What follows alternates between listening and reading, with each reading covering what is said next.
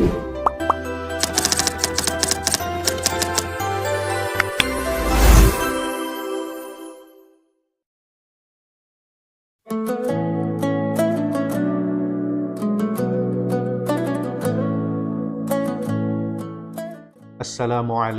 warahmatullahi wabarakatuh. Alhamdulillahi rabbil alamin.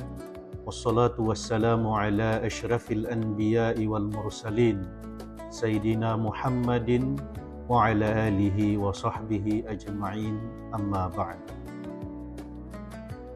Pemirsa dimanapun Anda berada, selamat datang kembali di program Cermat Ceramah Jumat Kementerian Agama Kota Bitung.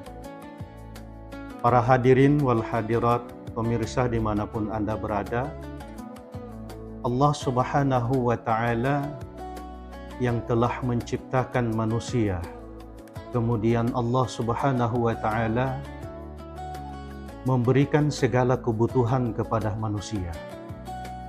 Allah ciptakan api untuk kebutuhan manusia. Allah ciptakan air untuk kebutuhan manusia.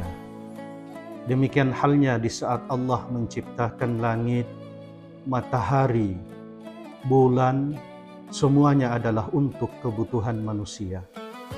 Lalu pertanyaan yang sederhana adalah, untuk apa manusia diciptakan oleh Allah Subhanahu wa Ta'ala?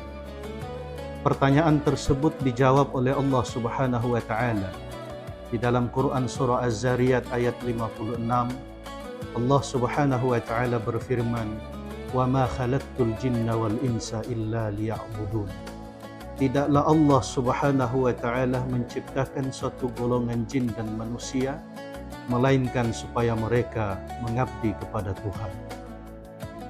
Kalau mengabdi yang dimaksud di sini dalam bentuk beribadah kepada Allah Subhanahu wa Ta'ala, maka selain daripada manusia, ada makhluk-makhluk yang lain yang juga senantiasa beribadah kepada Allah Subhanahu wa Ta'ala. Di dalam hadits qudsi, Allah Subhanahu wa Ta'ala mempertegas pertanyaan tersebut. Baginda Rasul sallallahu alaihi wasallam bersabda, "Innama khalaqtukum lita'buduni tawilan wa tadhkuruni katsira wa tusabbihuni bukratan wa asila." Allah Subhanahu wa Ta'ala yang telah menciptakan kita untuk mengabdi sepanjang masa. Wa tadhkuruni katsira, senantiasa berzikir mengingat Tuhan dan senantiasa bertasbih baik siang ataupun malam. Para pemirsa dimanapun Anda berada, namun pada hakikatnya selain daripada manusia ada makhluk-makhluk yang lain yang juga senantiasa berzikir dan bertasbih kepada Allah Subhanahu wa Ta'ala. Allah Subhanahu wa Ta'ala menjelaskan dalam Quran surah Al-Jum'ah, "Yusabbihu lillahi ma fis samawati wa ma fil ard, al-malikil qudusil azizil hakim." Bahwasanya senantiasa bertasbih kepada Tuhan apa yang ada di langit dan apa yang ada di bumi. Raja yang maha suci, yang maha perkasa, lagi maha bijaksana. Dipertegas kembali oleh Allah dalam Quran surah Al-Isra ayat 44. "Tusabbihu lahus samawati sab'u wal ardu wa man fihinna, wa in min syai'in illa yusabbihu bihamdi, walakin la tafqahuna tasbihahum, innahu kana haliman ghafura." Langit yang 7 dan bumi semua yang ada di dalamnya itu senantiasa bertasbih kepada Allah Subhanahu wa Ta'ala. Tidak ada satupun melainkan mereka bertasbih dan memuji kepada Allah. Tetapi kamu sekalian tidak mengerti bagaimana redaksi tasbih mereka, bagaimana bentuk tasbih mereka. Sesungguhnya Dia adalah yang maha penyantun lagi maha pengampun. Lalu, apa sebenarnya hakikat manusia diciptakan oleh Tuhan selain daripada beribadah kepada Allah, selain daripada berzikir dan bertasbih kepada Allah Subhanahu wa Ta'ala? Maka pertanyaan sederhana itu kemudian dipertegas oleh Allah sebagai hakikat manusia diciptakan di muka bumi ini, sebagaimana dijelaskan dalam Al-Quran surah Al-Baqarah ayat 30, di mana terjadi dialog antara Allah dan malaikatnya.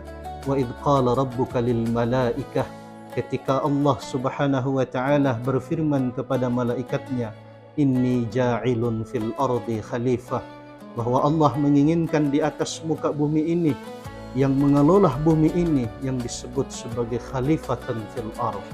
Namun keinginan Tuhan itu mendapatkan respon yang sangat luar biasa dari malaikat. Apa kata malaikat? Qalu ataj'alu fiha may yufsidu fiha wa yasfiku dima wa nahnu nusabbihu bihamdik wa nuqaddisu lak. Sederhananya kita pahami, malaikat itu memprotes bahwa untuk apa itu manusia diciptakan? Bukankah manusia itu kerjanya hanya saling menumpahkan darah satu sama lain, hanya merusak bumi ini? Maka disinilah kemudian Allah menggunakan hak prerogatifnya. Allah mengatakan, qal inni a'lamu ma la ta'lamun, wahai malaikatku, engkau tidak mengetahui apa yang aku ketahui. Maka pada dasarnya hakikat manusia diciptakan oleh Allah Subhanahu wa taala selain daripada beribadah kepada Allah.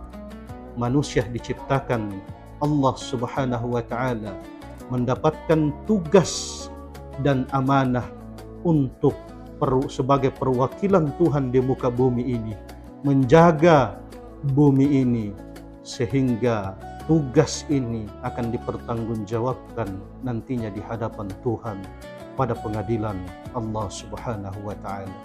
Demikianlah mimbar Jumat pada kesempatan ini. Semoga kita mampu melaksanakan amanah yang dititipkan oleh Allah Subhanahu wa taala sebagai perwakilan Tuhan di muka bumi ini untuk menjaga bumi yang kita cintai ini. Mohon maaf atas segala kekurangan. Wallahul musta'an. Wallahul muwaffiq ila aqwamit thariq. Wassalamualaikum warahmatullahi wabarakatuh.